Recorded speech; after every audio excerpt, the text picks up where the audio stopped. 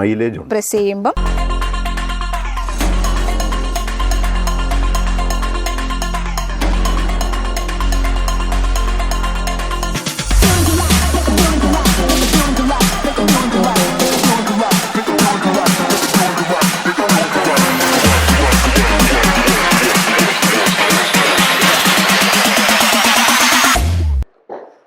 നമസ്കാരം. ഒരു വണ്ടി എന്ന് പറയുമ്പം ഏതൊരു വണ്ടി പ്രാന്തൻ്റെ മനസ്സിലും ഉള്ളതെന്ന് പറഞ്ഞു കഴിഞ്ഞാൽ അത് ഡ്രൈവ് ചെയ്യുമ്പോഴുള്ള ഒരു എക്സ്പീരിയൻസും ആ ഒരു ഡ്രൈവിങ്ങിൻ്റെ ത്രില്ലുമാണ്. അപ്പോൾ ഡ്രൈവിംഗ് പ്ലഷർ എന്ന് പറയുമ്പോൾ തന്നെ നമ്മുടെ മനസ്സിലേക്ക് ഓടി വരുന്നത് BMW ആണ്. ഇന്ന് ഞാൻ ചെയ്യാൻ പോകുന്നത് BMWൻ്റെ എൻട്രി ലെവൽ SUV ആയ BMW X1, അതിൻ്റെ വേരിയൻ്റ് ആയിട്ടുള്ള S20D ആണ്.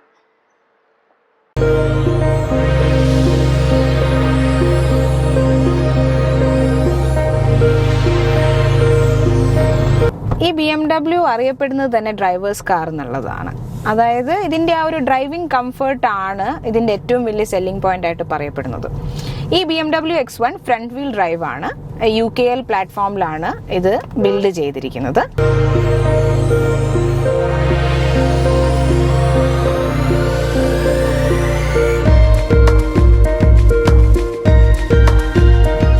മൂന്ന് മോഡാണ് ഇതിനുള്ളത്: കംഫർട്ട്, ഇക്കോയും സ്പോർട്സും. സ്പോർട്സ് മോഡിലിടുമ്പം കുറച്ചുകൂടെ സ്പോർട്ടി ആയിട്ടുള്ള ഡ്രൈവ് ഉണ്ടാവും. കംഫർട്ട് എന്ന് പറയുന്നത് ഏറ്റവും കംഫർട്ടബിൾ ആയിട്ടുള്ള സസ്പെൻഷൻ സ്റ്റിഫ് ആണെങ്കിലും ഏറ്റവും കംഫർട്ടബിൾ ആയിട്ടുള്ള രീതിയിൽ വരുന്ന പോലെയാണ് ഈ വണ്ടിയുടെ കപ്പാസിറ്റി ഉള്ളത്.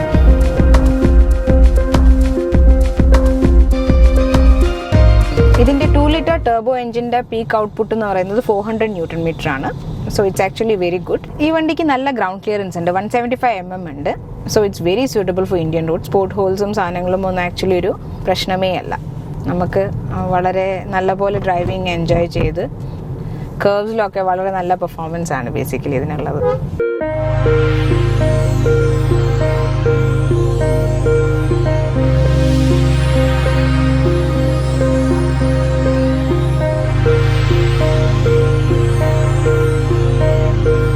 Personally, I like BMWs because it's more fun and sporty, of course.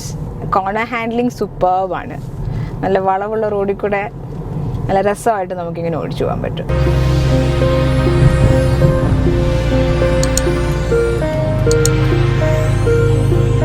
അപ്പോൾ ഈ വണ്ടിയുടെ കൂടുതൽ ഡീറ്റെയിൽസ് പറയാനും അതിൻ്റെ ആ ഒരു ഡ്രൈവിംഗ് ഫീച്ചേഴ്സും പിന്നെ ഇതിൻ്റെ ആ ഒരു ഫുൾ എക്സ്പീരിയൻസ് പറയാൻ വേണ്ടി ഇതിൻ്റെ ഓണറായിട്ടുള്ള അഡ്വക്കേറ്റ് ജോൺസൺ നമ്മുടെ കൂടെ ഉണ്ട്. അപ്പോൾ നമുക്ക് പുള്ളിയോട് ഇതിൻ്റെ കൂടുതൽ ഡീറ്റെയിൽസ് ചോദിക്കാം. Hello sir. ഹലോ.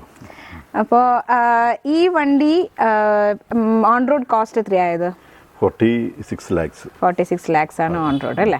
അപ്പം ഇതിന്റെ ഒരു മെയിൻ്റനൻസിന്റെ കോസ്റ്റ് എങ്ങനെയാ വന്നത്? മെയിൻ്റനൻസ് അവരോട് പറഞ്ഞത് 20-25,000 മെയിൻ്റനൻസ് ആവുമെന്നാണ് പറഞ്ഞത്. അപ്പം എടുത്തിട്ട് ഇപ്പം ഒരു കൊല്ലം ആയിട്ടില്ല. 9 മാസം ആവുന്നേ ഉള്ളൂ. ഓക്കെ. അപ്പം ഇതിന്റെ ആ ഒരു ഈ X1 ചൂസ് ചെയ്യുന്ന സമയത്ത് അത് ചൂസ് ചെയ്യാൻ കാരണം എന്താണ്? ഇത് ഈ വണ്ടിയുടെ ആ ഒരു ഓമനത്വവും അത് ഒരു ക്യൂട്ട് ആയിട്ടുള്ള ഒരു ഷേപ്പാണ് ഇതിന്റെ. പിന്നെ എന്റെ ഒരു സുഹൃത്ത് അഡ്വക്കേറ്റ് ഇത് എടുത്തിട്ടുണ്ടായിരുന്നു 1 വർഷം മുമ്പ്. അപ്പം അത് നല്ല അത് ഓടിച്ചു നോക്കിയിരുന്നു. അപ്പം നല്ല വണ്ടിയാണ് എന്ന് തോന്നി. അപ്പോൾ അതുകൊണ്ട് എടുത്തു. അപ്പം ഇത് എടുത്ത സമയത്ത് വേറെ ഏതെങ്കിലും കമ്പാരിസൺ എന്തെങ്കിലും ചെയ്തിട്ടുണ്ടായിരുന്നു? വേറെ ഏതെങ്കിലും വണ്ടി ട്രൈ ചെയ്യുമോ? ഞാന് മറ്റേ ഇത് നോക്കിയായിരുന്നു, ഓടി. അപ്പോൾ ഓടിയേക്കാളും പിന്നെ അത് കൂടാതെ തന്നെ ബെൻസ് നോക്കിയിരുന്നു. പക്ഷെ അതിലും കൂടുതൽ നല്ല ഫീച്ചേഴ്സും കൺവീനിയൻ്റ് ആയിട്ട് എനിക്കിത് തോന്നി. പിന്നെ അത് കൂടാതെ തന്നെ ഇതിൽ ഈ മെയിൻ്റനൻസ് കോസ്റ്റ് കുറവാണ്, മൈലേജ് ഉണ്ട്. അതാണ് പിന്നെ മൈലേജ് ഏറ്റവും കുറഞ്ഞത് 15, ഒരു ഇൻ ബിറ്റ്വീൻ 15 to 18 കിട്ടുന്നുണ്ട്. അതുകൊണ്ട് നമ്മളിപ്പോൾ നല്ലൊരു ട്രിപ്പിന് പോകാനും നല്ല ധൈര്യമാണ് നമുക്ക്. അങ്ങനെ വലിയൊരു സാധാരണ നമ്മളെ ഈ വണ്ടി ഓടുന്ന പോലെ അതേയുള്ള ഇതേ വരുന്നുള്ളൂ. അപ്പൊ നമ്മളൊരു ലക്ഷറി വണ്ടി ആണെങ്കിലും നമുക്ക് ആ ഒരു ബേസിക്കലി ഡേ ടു ഡേ നമുക്ക് വളരെ ഇഷ്ടപ്പെടുന്ന രീതിയിൽ അല്ലേ ഉപയോഗിക്കാൻ പറ്റും. ഒരു പ്രീമിയം വണ്ടി ആണെങ്കിലും നമ്മളെ ഈ ഒരു സാധാരണ വണ്ടി ഓടിക്കുന്ന അതേ കോസ്റ്റില് നമുക്ക് പോകാൻ പറ്റുന്നുണ്ട്. Okay, very good. ഇതിന്റെ ഒരു റൈഡ് കംഫർട്ട് ഒക്കെ എങ്ങനെയാണ്? റൈഡ് കംഫർട്ട് വളരെ നല്ല റൈഡ് കംഫർട്ടാണ്. അതായത് ഓടിക്കാൻ പിന്നെയും താല്പര്യം തോന്നുന്നു അല്ലേ? നിർത്താൻ തോന്നില്ല. ഓക്കെ, അത് ഒബ്വിയസ്ലി BMW ഡ്രൈവേഴ്സ് കാർ ആയിട്ട് തന്നെയാണല്ലോ നമുക്ക് തോന്നുന്നത്. അപ്പൊ നിങ്ങൾ ഫാമിലിയിൽ എല്ലാവരും ഇരിക്കുമ്പം സീറ്റിന്റെ സ്പേസിംഗ് ഒക്കെ, പുറകിലത്തെ സ്പേസിംഗ് ഒക്കെ പുറകിലത്ത് നല്ല സ്പേസ് ഉണ്ട്, പക്ഷെ പുറകിലത്ത് അത്ര കൺവീനിയന്റ് അല്ല എന്ന് പറയാറുണ്ട്. പുറകിലിരുന്ന് യാത്ര ചെയ്യുമ്പോൾ പക്ഷെ സ്പേസ് ഒക്കെ ഉണ്ട്, പക്ഷെ ഫ്രണ്ടിലിരിക്കുന്ന അതേ ഒരു സുഖമോ കാര്യങ്ങളോ സെയിം കംഫർട്ട് പുറകിലില്ല അല്ലേ? Okay okay okay okay. പക്ഷെ ഫാമിലി ആയിട്ട് പോകുമ്പോൾ പിള്ളേരൊക്കെ പുറകിലിരിക്കുമ്പോൾ കംഫർട്ടബിൾ ആണ്. സംഗതി യൂസ് ചെയ്ത് കഴിഞ്ഞാലും യാതൊരു ക്ഷീണമോ കാര്യങ്ങളോ ഇല്ല. ഞാനിത് 17 hours വണ്ടി ഓടിച്ചിട്ടുണ്ട്. അതായത് ഇടയ്ക്ക് നമ്മൾ സാധാരണ നിർത്താൻ വേണ്ടി ഭക്ഷണം കഴിക്കാനും മറ്റുള്ള കാര്യങ്ങൾക്ക് വേണ്ടി നിർത്തുന്നു. അല്ലാതെ 17 hours ഞങ്ങൾ ഫാമിലി ഡ്രൈവ് ചെയ്ത് ഇട്ടും ഫാമിലിക്കും അതുപോലെ ഞങ്ങൾക്ക് ആർക്ക് യാതൊരു ക്ഷീണമോ ഉണ്ടായിരുന്നില്ല. ഈ 17 hours എങ്ങോട്ടാ ട്രിപ്പ് പോയത്? അത് മോള് കാഞ്ഞിരപ്പള്ളിയിൽ അവിടെയായിരുന്നു പഠിച്ചുകൊണ്ടിരുന്നത്. അപ്പോൾ ഈ കോവിഡ് സ്റ്റാർട്ടിങ് സമയത്ത് പെട്ടെന്ന് ലോക്ക്ഡൌൺ ആയി കഴിഞ്ഞപ്പോൾ മോളെ ഇവിടുന്ന് കൂട്ടാൻ കാഞ്ഞിരപ്പള്ളി പോയി. അതുപോലെ മോളെ അവിടെ നിന്ന് കൂട്ടി അതുപോലെ തിരിച്ച് രാവിലെ പോയി വൈകുന്നേരം തിരിച്ച് തലശ്ശേരി തന്നെ പോകും. അത് ഏകദേശം 17 hours ഒരു നല്ല ട്രാഫിക് ഉള്ള സമയമായിരുന്നു. അതെ അതെ, നമ്മുടെ ഈ കേരള റോഡ്സിൽ കൂടെ തന്നെയാണ് പോയത് അല്ലേ? മുഴുവൻ കേരള റോഡ്സിൽ കൂടെ. പിന്നെ ഒന്ന് തിരുവനന്തപുരം പോയി അതിന് മുമ്പായിട്ട്. പിന്നെ പല പ്രാവശ്യം എറണാകുളത്ത് പോയിട്ടുണ്ട്. പിന്നെ ഓവർടേക്കിംഗ് ഒക്കെ നല്ല ശരിക്കും ഒരു ഇൻസ്പിറേഷനാണ്. മുമ്പിൽ പോകുന്ന വണ്ടി ഏത് നിമിഷം വേണമെന്നുണ്ടെങ്കിലും നമുക്ക് മറ്റ് തടസ്സങ്ങളൊന്നും ഇല്ലെന്നുണ്ടെങ്കിൽ അത് ഓവർടേക്ക് ചെയ്തിരിക്കും. അത്ര നല്ല കംഫർട്ടബിൾ ആയിട്ട് നമുക്ക് ഓവർടേക്ക് ചെയ്യാൻ പറ്റും. അന്നേരം ഇരച്ചു കയറും വണ്ടി അങ്ങോട്ട്. മറ്റേ വണ്ടിക്ക് ഇരച്ചു കയറി നമുക്ക് വളരെ കംഫർട്ടബിൾ ആണെങ്കിൽ മാത്രമേ ഓവർടേക്ക് ചെയ്ത് കയറി പോകാൻ പറ്റുള്ളൂ. അത് വണ്ടി നമുക്ക് എല്ലാ നിർദ്ദേശങ്ങളും നമുക്ക് തരും. ആ ഒരു രീതിയിലുള്ള ഇതാണ്. അപ്പം ഏറ്റവും കൂടുതൽ മംഗളിപ്പോ ഏതിനകത്ത് കംഫർട്ട്, ഏത് മോഡലാണ് ഏറ്റവും കൂടുതൽ ഡ്രൈവ് ചെയ്യുന്നത്? കംഫർട്ടിലാണ് ഏറ്റവും സുഖം. നമുക്കതിനകത്തും യാതൊരു വിഷമവും വണ്ടി വിഷമിക്കുന്നതായിട്ട് നമുക്ക് ഫീൽ ചെയ്യില്ല. മറ്റേ സ്പോർട്ടിലോ ആണെന്നുണ്ടെങ്കിൽ വണ്ടി വളരെ സേഫായിട്ട് പോകും. പക്ഷെ വണ്ടി പോകുമ്പോൾ ടയർ നല്ലോണം പിടിച്ച് അപ്പോൾ അത് നമുക്കൊരു വിഷമം തോന്നും, വണ്ടി വിഷമിക്കുന്നുണ്ടല്ലോ. ഇതൊരു ജീവനുള്ള ഒരു എന്താ പറയുന്നത്, ഒരു ജീവനുള്ള ഒരു മിഷനറി ആണെന്നുള്ള രീതിയിൽ തന്നെയാണ് നമ്മൾ വണ്ടി. നമ്മളെ ഓരോ പ്രശ്നങ്ങളും നമ്മളെ അതുപോലെ എഴുതി കാണിക്കുന്നുണ്ട് വണ്ടി. നമുക്ക് എന്തെങ്കിലും ഒരു വണ്ടിയിൽ എന്തെങ്കിലും ഒരു ബുദ്ധിമുട്ടോ, ഒരു ടയറിന് എന്തെങ്കിലും കാറ്റ് കുറവാണെങ്കിലോ അല്ലെന്നുണ്ടെങ്കിലും എല്ലാം നമ്മളൊക്കെ കാണിച്ചു തരും. കൂടാതെ സർവീസ് എപ്പോഴാണ് വരുന്നതെന്നുള്ളത് വണ്ടി തന്നെ പറയും. ആ സമയത്ത് പോയി വണ്ടി സർവീസ് ചെയ്താൽ മതി. അപ്പം ഡ്രൈവിംഗിലാണെങ്കിലും ബാക്കി ഫീച്ചേഴ്സിലും ഭയങ്കര റെസ്പോൺസീവ് ആണ് വണ്ടി. ഇക്കോയില് മോഡല് അധികം ഡ്രൈവ് ചെയ്യാറില്ല, കംഫർട്ട് തന്നെയാണ് കൂടുതലും ഡ്രൈവ് ചെയ്യുന്നത്. പിന്നെ ഇതില് അതായത് ഈ മാനുവൽ ഗിയറിലും ഓടിക്കാം. പക്ഷെ മാനുവൽ ഗിയർ ഓടിക്കാൻ ബുദ്ധിമുട്ടാണ് ശരിക്കും. ഈ ഗിയർ നമ്മൾ അറിയാതെ തന്നെ ഗിയർ മാറിക്കൊണ്ടിരിക്കും. അതിന്റെ ഒരു ബുദ്ധിമുട്ടുണ്ടോ? ഓക്കെ, അപ്പം ഓട്ടോമാറ്റിക്കലി നമ്മൾ ഇതാകുമ്പോൾ അത് പിന്നെ കൺട്രോൾ ചെയ്ത് പോയിക്കോളുള്ളൂ. അപ്പൊ അങ്കിൾ ഈ വണ്ടി കൂടുതലും ലോങ് ഡ്രൈവിനാണ് യൂസ് ചെയ്യുന്നത്. അപ്പം സിറ്റി യൂസിനും ടൗൺ യൂസിനും ഒക്കെ എങ്ങനെയാണ് ശരിക്കും? സിറ്റി യൂസിന് ഞാൻ ഈ കൂടുതലും ഈ വണ്ടി ഉപയോഗിക്കാറില്ല. വേറൊരു വണ്ടിയുണ്ട്, ആ വണ്ടിയാണ് ഉപയോഗിക്കുന്നത്. പക്ഷേ ഇനി സിറ്റി യൂസിന് ഉപയോഗിച്ചാൽ പോലും പാർക്കിംഗ് ഒക്കെ വളരെ ഈസിയാണ്. റിവേഴ്സ് എടുത്ത് പാർക്ക് ചെയ്യാനും എല്ലാം. കാരണം വളരെ കോമ്പാക്റ്റ് ആയിട്ട് ചെറിയ വണ്ടിയായിരുന്നുകൊണ്ട് ഒരു ചെറിയൊരു സ്ഥലം കിട്ടിയാൽ പോലും നമുക്ക് കൃത്യമായി പാർക്ക് ചെയ്യാനും എവിടെയും തട്ടാതെയോ മുട്ടാതെയോ നല്ലോണം പാർക്ക് ചെയ്യാനുള്ള സൗകര്യം എല്ലാം ഉണ്ട്. ഭയങ്കര കോമ്പാക്റ്റ് ആയിട്ടുള്ള ഒരു അല്ലേ? അപ്പം ഇതിന്റെ ഒരു കോമ്പാക്ട്നെസ് ആയിരിക്കുമല്ലേ ഒരു സെലക്ഷനിൽ, അതും ഒരു ഘടകമാണല്ലോ? അതൊരു പ്രധാന ഘടകമാണ്. പിന്നെ SUV ആണ്, നല്ല ഗ്രൗണ്ട് ക്ലിയറൻസ് ഉണ്ട്. അപ്പോൾ എവിടെയെങ്കിലും ഇപ്പം നമ്മുടെ കേരള റോഡാകുമ്പോൾ അറിയാലോ, അല്പം നമ്മൾ ടാർ പോർഷനിൽ നിന്ന് പുറത്തേക്ക് പോയി കഴിഞ്ഞിട്ടുണ്ടെങ്കിൽ എപ്പോഴും അടിക്കാനുള്ള സാധ്യതയുണ്ട്. പിന്നെ ടാർ പോർഷനിൽ തന്നെ നമ്മൾ പോകുമ്പോൾ ബമ്പ് പലപ്പോഴും മറ്റ് വണ്ടികളെ, സെഡാൻ വണ്ടികളാണെന്നുണ്ടെങ്കിൽ എങ്ങനെയായാലും ഇതപ്പോ അങ്ങനെയുള്ള ഒരു ബുദ്ധിമുട്ട് വരുന്നില്ല. പിന്നെ ഇതിന്റെ ബൂട്ട് സ്പേസ് ഒക്കെ നമുക്ക് ആംപിൾ ബൂട്ട് സ്പേസ് ആണോ? ഇപ്പൊ എല്ലാവരും കൂടെ ലഗേജ്, ഇപ്പൊ നിങ്ങൾ ലോങ് ഡ്രൈവ് ഒക്കെ പോകുമ്പോൾ ലഗേജ് വലിയ നല്ല സ്പേസ് ഉണ്ട് അവിടെ. ലഗേജ് ചെയ്യാനും എല്ലാം നല്ല സ്പേസ് നല്ലോണം. അപ്പം നിങ്ങളിപ്പം ഈ ആസ് ഓഫ് നൗ മെയിൻ്റനൻസിന് എന്തെങ്കിലും ഒരു പാക്കേജ് എടുത്തിട്ടുണ്ടോ, അതോ എങ്ങനെയാണ് ഇതിന്റെ? ഒരു വർഷത്തേക്കുള്ള പാക്കേജ് ഉണ്ട്, അത് കഴിഞ്ഞ് പിന്നെ റിന്യൂ ചെയ്യാം. അപ്പം ഈ പാക്കേജിൽ നമുക്ക് എല്ലാം ഇൻക്ലൂഡഡ് ആണോ? അങ്ങനെ അതിന്റെ ഡീറ്റെയിൽസ് എന്താ? പാക്കേജിൽ മൊത്തം വണ്ടിയുടെ ടയർ അടക്കം, ടയർ, ഗ്ലാസ് കംപ്ലീറ്റ് ഇൻക്ലൂഡഡ് ആണ്.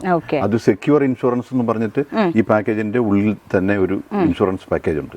അതിനകത്ത് നമുക്ക് ഏത് വിധേന എന്തെങ്കിലും ഒരു ബുദ്ധിമുട്ട് വന്നു കഴിഞ്ഞിട്ടുണ്ടെങ്കിൽ അത് അവർ കവർ ചെയ്യും.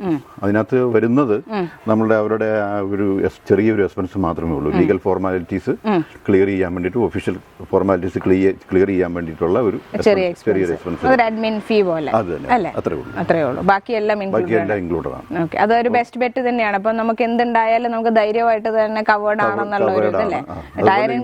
അതായത് മെയിൻ്റെനൻസ് നമുക്ക് വലിയൊരു ബുദ്ധിമുട്ട് വരുന്നില്ല.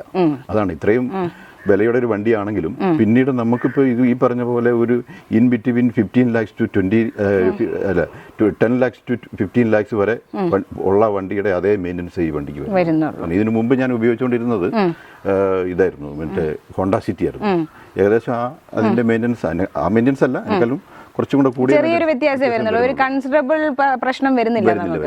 എൻ്റെ ഈ ഒരു ടയർ ബ്ലാസ്റ്റ് ചെയ്തായിരുന്നു റണ്ണിങ്ങിൽ. പക്ഷെ അത് നമ്മൾ സ്ക്രീനിൽ തുടങ്ങിയപ്പോഴേ സ്ക്രീനിൽ അത് കാണിക്കുന്നുണ്ട്. ഉടനെ വണ്ടി നിർത്തി തൊട്ടടുത്ത് തന്നെ അസിസ്റ്റൻസോട് കൂടി ഞാൻ വണ്ടി പിന്നെ ടയർ മാറ്റിയിട്ടു.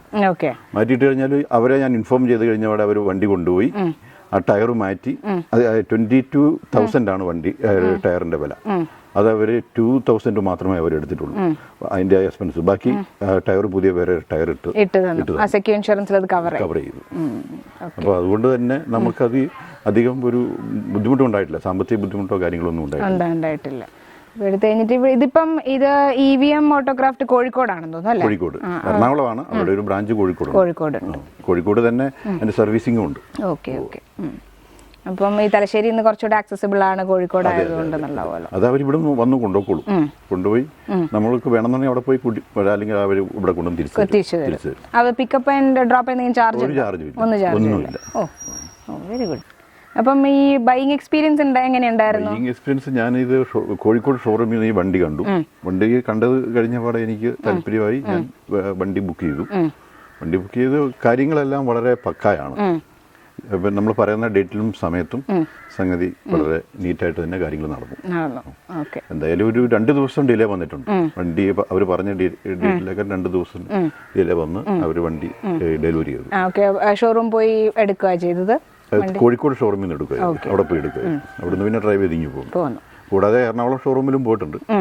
പോയി അവരോട് അവിടെയും പിന്നെ അവിടുത്തെ സെയിൽസിൽ മാർക്കറ്റിംഗ് മാനേജറൊക്കെ കണ്ട് എന്തായാലും നല്ല രീതിയിലുള്ള ഇതുവരെ എനിക്കൊരു ബുദ്ധിമുട്ടുണ്ടായിട്ടില്ല. വളരെ നല്ല സർവീസും നല്ല രീതിയിലുള്ള. ഈ S-Drive 20D എന്ന് പറയുന്നത് X1ന്റെ സെക്കൻഡ് ജനറേഷൻ ആണ്. അത് കഴിഞ്ഞിട്ട് ഇപ്പോൾ 2020 ഒരു ചെറിയ ഫേസ് ലിഫ്റ്റ് വന്നിട്ടുണ്ടായിരുന്നു. അപ്പം ഞാൻ ഈ കാണിക്കാൻ പോകുന്ന വണ്ടി ഈ ഫേസ് ലിഫ്റ്റിന് മുമ്പുള്ളതാണ്. ഇതിൽ നമ്മൾ നോക്കുവാണെങ്കിൽ ഇതിന്റെ പ്രോമിനന്റ് ആയിട്ട് ഇതിന്റെ കിഡ്നി ഗ്രില്ല് തന്നെയാണ് വരുന്നത്. Which is very cute because it smaller. ഇപ്പോൾ പുതിയ വേർഷനിൽ കുറച്ചുകൂടെ വലിയ കിഡ്നി ഗ്രില്ലാണുള്ളത്. പിന്നെ ഇതിന്റെ ക്യാരക്ടർ ലൈൻസ് ഇവിടെ ബോണറ്റിന്റെ മുകളിലായിട്ട് നമുക്ക് കാണാൻ പറ്റും. ഈ ഗ്രില്ലിന്റെ സൈഡിലായിട്ട് ഫ്ലാങ്ക് ചെയ്തിരിക്കുന്ന LED ഹെഡ് ലാംപ്സ് നമുക്ക് ഇതിനകത്ത് കാണാൻ പറ്റും. പിന്നെ ഇതിന്റെ മുകളിലായിട്ട് ഇതിന്റെ ഒരു ഐബ്രോ ഡിസൈനും വന്നിട്ടുണ്ട്. പിന്നെ BMWന്റെ ബാഡ്ജിങ് ഇതിന്റെ എയർ ഡാം കുറച്ചുകൂടെ ഒരു ഒബ്വിയസ്ലി ഒരു സ്പോർട്ടി ആയിട്ടുള്ള ഡിസൈനാണ് ഇത് ഓൾ ടുഗെദർ. X1 ആയതുകൊണ്ട് തന്നെ SUV ആയതുകൊണ്ട് എൻട്രി ലെവൽ SUV ആയതുകൊണ്ട് തന്നെ ഒരു സ്പോർട്ടി ഡിസൈനാണ് ഇതിന് ഓൾ ടുഗെദർ വന്നിരിക്കുന്നത്. ഹെഡ്ലാമ്പിന്റെ താഴെയായിട്ട് റൗണ്ട് ഷേപ്പിലാണ് ഫോഗ് ലാംപ്സ് വന്നിരിക്കുന്നത്. ഈ ഫോഗ് ലാംപ്സ് ഈ ഓൾഡ് ജനറേഷനിൽ റൗണ്ട് ആണെങ്കിലും പുതിയ ജനറേഷനിൽ റെക്ടാങ്കുലർ സ്ട്രൈപ്ഡ് ഫോഗ് ലാംപ്സ് ആയിട്ടാണ് വന്നിരിക്കുന്നത്. പിന്നെ നമ്മൾ സൈഡിലേക്ക് വരുമ്പോൾ BMW ബാഡ്ജിങ്ങോട് കൂടിയിട്ടുള്ള അലോയ് വീൽസ് ഉണ്ട്. പിന്നെ ഇതിന്റെ സൈഡിലായിട്ട് ക്യാരക്ടർ ലൈൻസ് വന്നിട്ടുണ്ട്. നമുക്ക് ഇവിടെ ഫ്രണ്ടിന്റെ സൈഡിലേക്ക് ക്യാരക്ടർ ലൈൻസ് വന്നിട്ടുണ്ട്. അതിന്റെ താഴെയായിട്ട് ബ്രഷ്ഡ് അലൂമിനിയമിലുള്ള സ്കഫ് പ്ലേറ്റ്സ് വന്നിട്ടുണ്ട്. സൈഡിലത്തെ ക്യാരക്ടർ ലൈനിന്റെ കണ്ടിന്യൂഷൻ ആയിട്ടാണ് ബ്രേക്ക് ലാംപ്സ് വന്നിരിക്കുന്നത്. അപ്പം ആ ഒരു ഡിസൈൻ എലിമെന്റ് വളരെ ബ്യൂട്ടിഫുള്ളി വന്നിട്ടുണ്ട്. It's very large and prominent also. പിന്നെ ഇതിന്റെ താഴെയായിട്ടും സ്കഫ് പ്ലേറ്റ്സ് വന്നിട്ടുണ്ട്. പിന്നെ ഇതിന്റെ 2 സൈഡിലായിട്ടും അതിന്റെ എക്സോസ്റ്റ് പൈപ്സും നമുക്ക് കാണാം. ഈ എക്സോസ്റ്റ് പൈപ്പ് രണ്ടും ഫംഗ്ഷനിലാണ്. They are not dummy one. ഇപ്പം നമ്മൾ ഈ ബൂട്ട് ഓപ്പൺ ചെയ്യുമ്പോൾ നമുക്ക് കാണാൻ പറ്റും 505 ലിറ്റേഴ്സിന്റെ സ്പേസ് ആണ്. അപ്പം ഇതിൻ്റെ സ്പേസ് എക്സ്റ്റെൻഡ് ചെയ്യണമെങ്കിൽ നമുക്ക് ഈ പുറകിലത്തെ സീറ്റ് മടക്കി വെക്കാൻ പറ്റും. അതിനുള്ള സ്വിച്ച് ഇവിടെ വന്നിട്ടുണ്ട്. അപ്പം നമ്മളിത് പ്രസ് ചെയ്യുമ്പം അതിങ്ങനെ മടങ്ങി കൂടുതൽ സ്പേസ് ആവും ഇതിനകത്ത്. പിന്നെ ഇതിൻ്റെ ഈ ബൂട്ടിൻ്റെ മുകളിലായിട്ട് ഇതിൻ്റെ റിയർ വ്യൂ ക്യാമറ ഇവിടെ നമ്പർ പ്ലേറ്റിൻ്റെ മുകളിലായിട്ട് പ്ലേസ് ചെയ്തിട്ടുണ്ട്. അപ്പം നമ്മൾ ഈ ഉള്ളിലേക്ക് വന്നിരിക്കുമ്പം ഇതിൻ്റെ ബ്യൂട്ടിഫുള്ളി ഡൺ ഇൻറ്റീരിയേഴ്സ് നമുക്ക് കാണാൻ പറ്റും. അപ്പോൾ ഇതിനകത്തെന്ന് പറഞ്ഞു കഴിഞ്ഞാൽ ആ ഒരു ബ്ലാക്ക് ആൻഡ് ബേജിൻ്റെ ആ ഒരു കോമ്പിനേഷനിലാണ് ഇൻറ്റീരിയേഴ്സ് വന്നിരിക്കുന്നത്. പിന്നെ ഇവിടെ ഒരു പൈൻവുഡ് ഫിനിഷിങ് ഇതിൻ്റെ അകത്ത് വന്നിട്ടുണ്ട്, which makes it all the more elegant. പിന്നെ ഇതിൻ്റെ നമ്മൾ കയറി ഇരിക്കുമ്പം തന്നെ ഏറ്റവും പ്രോമിനൻ്റ് ആയിട്ട് 8.8 ഇഞ്ചിൻ്റെ സെൻട്രൽ ഡിസ്പ്ലേ ഉണ്ട്. പിന്നെ അതുകൂടാതെ ഇൻസ്ട്രുമെൻറ്റ് പാനൽ ഡിസ്പ്ലേ ഇതിൻ്റെ സ്റ്റിയറിംഗ് വീലിൻ്റെ താഴെയായിട്ട് വന്നിട്ടുണ്ട്. നമ്മൾ ഈ സ്റ്റിയറിംഗ് വീലിൻ്റെ മുകളിലായിട്ട് ഇൻഫർടൈൻമെൻറ്റിനുള്ള ബട്ടൺസ് വന്നിട്ടുണ്ട്. പിന്നെ അതല്ലാണ്ട് അതിൻ്റെ പുറകിലായിട്ട് പാഡൽ ഷിഫ്റ്റേഴ്സ് വന്നിട്ടുണ്ട്. അപ്പം ഇതിൻ്റെ 8 സ്പീഡ് ഓട്ടോമാറ്റിക് ആണ്, സെപ്ട്രോണിൻ്റെ ഗിയർ സിസ്റ്റം ആണ് ഇതിനുള്ളത്. അപ്പം അതിൻ്റെ സൈഡിലായിട്ട് നമ്മുടെ iDriveൻ്റെ സാധനം സെലക്ട് ചെയ്യാൻ വേണ്ടിയിട്ടുള്ള റോട്ടറി സ്വിച്ച് ഇവിടെ കൊടുത്തിട്ടുണ്ട്. അപ്പം നമ്മൾ ഈ സ്വിച്ച് ഇവിടെ ടേൺ ചെയ്യുന്നതനുസരിച്ചിട്ട് നമുക്ക് ഇതിൻ്റെ പല ഓപ്ഷൻസും സെലക്ട് ചെയ്യാനും പറ്റും. ബാക്ക് പോകാനുള്ള ഓപ്ഷനും ഉണ്ട്. പിന്നെ മീഡിയ, കമ്മ്യൂണിക്കേഷൻ, ആ ഡീറ്റെയിൽസൊക്കെ നമുക്ക് ഇവിടെ സെലക്ട് ചെയ്യാം. മെയിൻ മെനുവിലോട്ട് പോകാനുള്ള ഓപ്ഷനും ഇതിനകത്തുനിന്ന് വരും. പിന്നെ ഇതിൻ്റെ സൈഡിലായിട്ടാണ്, ഗിയർ ബോക്സിൻ്റെ സൈഡിലായിട്ടാണ് സ്പോർട്ടും ഇക്കോയും നമ്മുടെ മോഡ്സ് സെലക്ട് ചെയ്യാനുള്ള ഓപ്ഷൻ നമുക്ക് വരുന്നത്. അപ്പം നമ്മളിത് സെലക്ട് ചെയ്യുമ്പം ഡിസ്പ്ലേയിൽ അതിൻ്റെ ഓപ്ഷൻസ് സെൻട്രൽ ഡിസ്പ്ലേയിലും വരും, നമ്മുടെ ഇലക്ട്രോണിക് ലിസ്റ്റിലും വരും. രണ്ടും LCD ഡിസ്പ്ലേ ആണ്. അപ്പം നമ്മുടെ ഈ എല്ലാ ഡീറ്റെയിൽസും നമുക്ക് നോക്കിയിട്ട് തന്നെ സെലക്ട് ചെയ്യാൻ പറ്റും. പിന്നെ ട്രാക്ഷൻ കൺട്രോളിൻ്റെ ഓഫ് ചെയ്യാനുള്ള ബട്ടണും ഗിയറിൻ്റെ സൈഡിലായിട്ട് വന്നിട്ടുണ്ട്.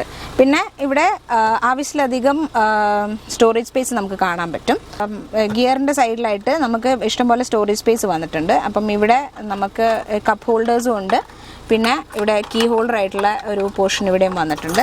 പിന്നെ അത് കൂടാതെ സീറ്റിൻ്റെ ആംറെസ്റ്റിൻ്റെ ഇവിടെയായിട്ടും സ്റ്റോറേജ് ഉണ്ട്. പിന്നെ അതല്ലാണ്ട് അവിടെ ആക്ച്വലി ഒരു മൊബൈൽ ചാർജിങ് പോയിന്റും വന്നിട്ടുണ്ട്. ഇതിൻ്റെ സ്റ്റിയറിംഗ് വീലിന് ടെലിസ്കോപ്പിക്കും ടിൽറ്റും ആയിട്ടുള്ള അഡ്ജസ്റ്റ്മെൻറ്റിനുള്ള ഓപ്ഷൻ ഉണ്ട്. സ്റ്റിയറിംഗിൻ്റെ റൈറ്റിലായിട്ട് ഹെഡ് ലാമ്പ് കൺട്രോൾസ് വന്നിട്ടുണ്ട്. ഓട്ടോമാറ്റിക് ലൈറ്റ് ഓപ്ഷൻ അതിനകത്തുണ്ട്. സൺവൈസറിൻ്റെ മുകളിലായിട്ട് വാനിറ്റി മിറർ വന്നിട്ടുണ്ട്. അപ്പം അതിനവിടെ ഒരു ലൈറ്റും കൊടുത്തിട്ടുണ്ട്. അപ്പോൾ ഓപ്പൺ ചെയ്യുമ്പം ആ ലൈറ്റ് കത്തും. സെൻട്രൽ ഡിസ്പ്ലേയുടെ താഴെയായിട്ടാണ് മ്യൂസിക് സിസ്റ്റത്തിൻ്റെ കൺട്രോൾസും എയർ കണ്ടീഷൻ കൺട്രോൾസും വന്നിരിക്കുന്നത്. സീറ്റ് അഡ്ജസ്റ്റ്മെൻറ്റ്സിനുള്ള ഓപ്ഷൻ സീറ്റിൻ്റെ സൈഡിലായിട്ട് തന്നെയാണ് കൊടുത്തിരിക്കുന്നത്. താഴെയുള്ള ബട്ടൺ മുമ്പോട്ട് സ്ലൈഡ് ചെയ്താൽ മുമ്പോട്ട് പോവുകയും അതുപോലെ രണ്ടാമത്തെ ബട്ടൺ പുറകിലേക്ക് സ്ലൈഡ് ചെയ്യുവാണെങ്കിൽ റിക്ലൈനുമാണ് അഡ്ജസ്റ്റ് ചെയ്യാൻ പറ്റുക. അതുപോലെ തന്നെ മെമ്മറി പ്രൊഫൈൽസ് സെറ്റ് ചെയ്യാനുള്ള ഓപ്ഷനും അവിടെ തന്നെ കൊടുത്തിട്ടുണ്ട്. ഡോറിൻ്റെ മുകളിലായിട്ട് സ്പീക്കർ വന്നിട്ടുണ്ട്. അതുപോലെ തന്നെ ബോട്ടിൽ ഹോൾഡറിനുള്ള ഓപ്ഷനും വന്നിട്ടുണ്ട്, ഹാൻഡിൽ കൂടാതെ. പുറകിലത്തെ seat belt, middle seat belt ഇവിടെയാണ് വന്നിരിക്കുന്നത്. അപ്പം നമ്മൾ ഇവിടെ നിന്ന് ഇങ്ങനെ എടുത്തിട്ട് പുറകിൽ AC വെൻറ്റിൻ്റെ താഴെയായിട്ട് USB-C ചാർജറാണ്. പിന്നെ എൻജിൻ സ്റ്റാർട്ട് സ്റ്റോപ്പ് ഫംഗ്ഷൻ ഉണ്ട്. ഫ്യൂവൽ കൺസർവേഷന് വേണ്ടിയിട്ട് ബ്ലോക്കിലൊക്കെ നിർത്തുമ്പം എൻജിൻ ഓട്ടോമാറ്റിക്കലി കട്ട് ഓഫ് ആവും. ഇതാണ് X1ൻ്റെ കീ. നടുക്കത്തെ BMW ലോഗോ ലോക്കും മുകളിലത്തെ ബട്ടൺ അൺലോക്കും ആണ്. താഴെയായിട്ട് ബൂട്ട് അൺലോക്കിനുള്ള. അപ്പം നമുക്ക് ഇത്രയും ഡീറ്റെയിൽസ് പറഞ്ഞു തന്നതിനും വണ്ടിയുടെ എക്സ്പീരിയൻസ് ഷെയർ ചെയ്തതിനും thank you for your time. അപ്പം നമ്മൾ ഈ റിവ്യൂവിൻ്റെ എൻഡിലേക്ക് വന്നിരിക്കുകയാണ്. ഐ എം ഹോപ്പിംഗ് എനിക്ക് ഇത് ചെയ്തപ്പോൾ ഉണ്ടായ അത്രയും ഫണ്ട് നിങ്ങൾക്ക് ഇത് കാണുമ്പോൾ ഉണ്ടായി എന്നുള്ളത്. അപ്പം എൻ്റെ ഈ വീഡിയോ ഇഷ്ടപ്പെട്ടിട്ടുണ്ടെങ്കിൽ ലൈക്ക് ചെയ്യുക, കമൻറ്റ് ചെയ്യുക, എൻ്റെ ചാനൽ സബ്സ്ക്രൈബ് ചെയ്യുക. Thank you for watching.